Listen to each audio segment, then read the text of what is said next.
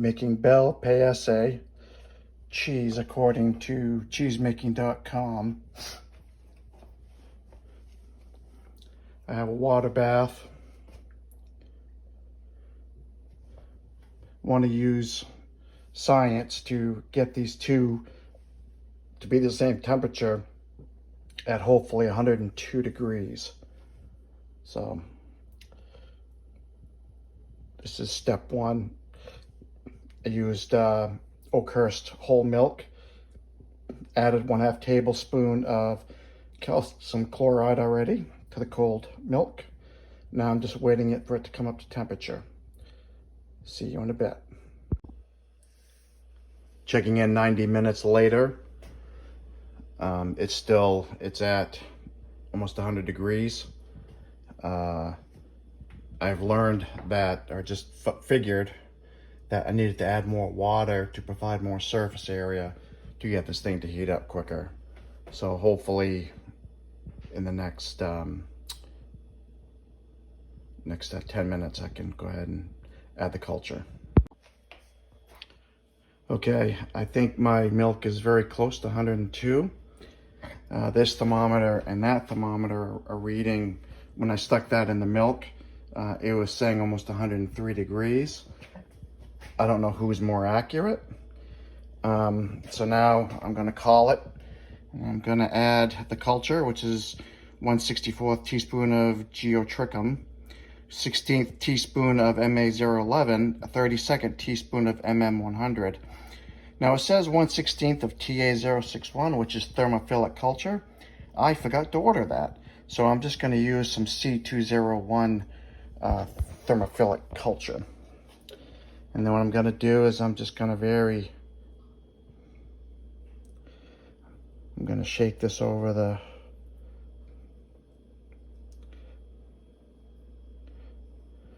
milk.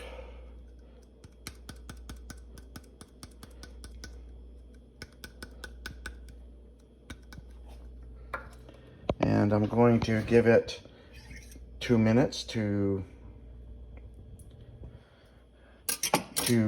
it's freeze dried, so it needs to rehydrate.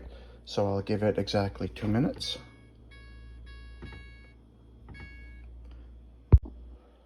Okay, we're back. I'm gonna set a timer for 1 minute, set it up. And you want to stir it, you want to stir the cultures in for no more than a minute.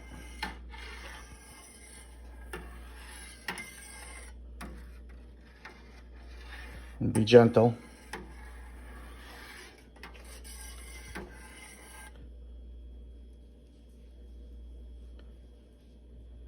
I don't know what that is. Oh.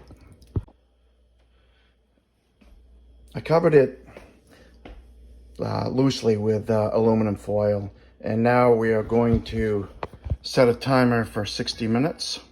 Actually, I'll use this one.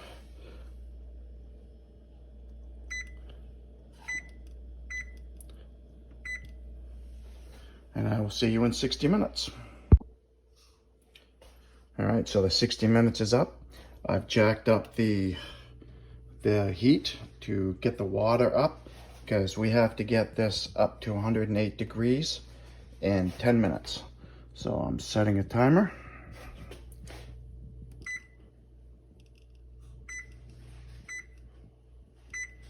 And hopefully we can get it up in 10 minutes.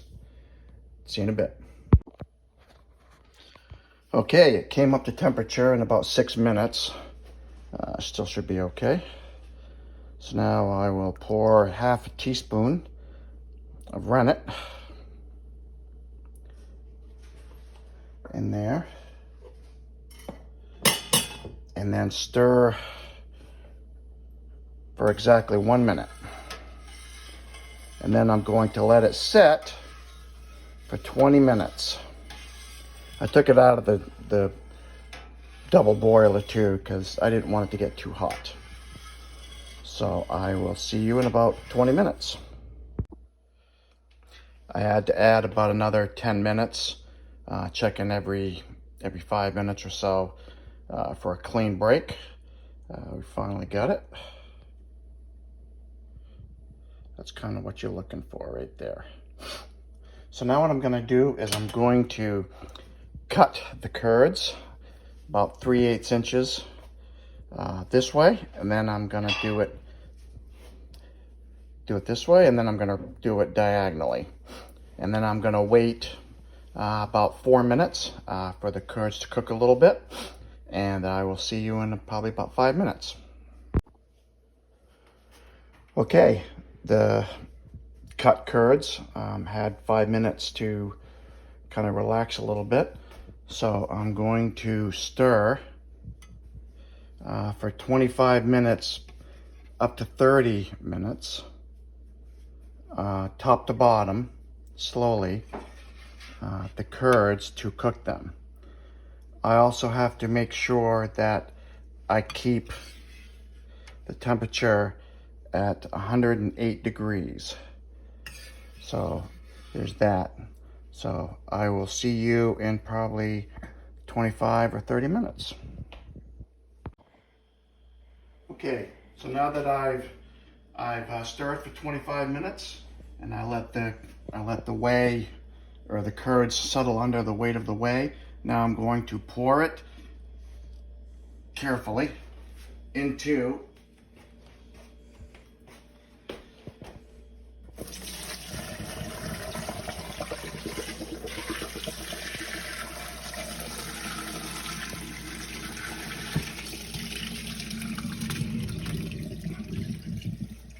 I asked my wife, who was recording this, if she wanted me to make any ricotta. She says no, so I'm not going to make any ricotta. Just dump it. All right.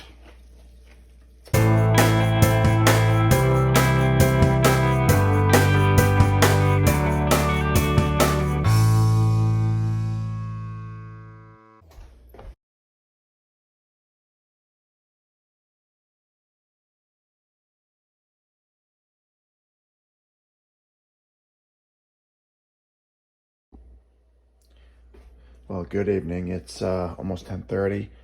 The cheese had 7 hours of good press time, and then I put it in a brine for 2.5 hours. The total cheese weight was 2 pounds 4 ounces. So the recommendation is 1.25 hours per pound. So I did about 2.5 hours, and a lot of wrinkles. I really shouldn't have used the cheesecloth, but and I'm not really feeling well, so I didn't record pulling it from the press and brining it. But there you go. So now I'm gonna let it air dry for a day or two, and then I'm going to put it in my cheese cave for about 3 weeks. Talk to you later.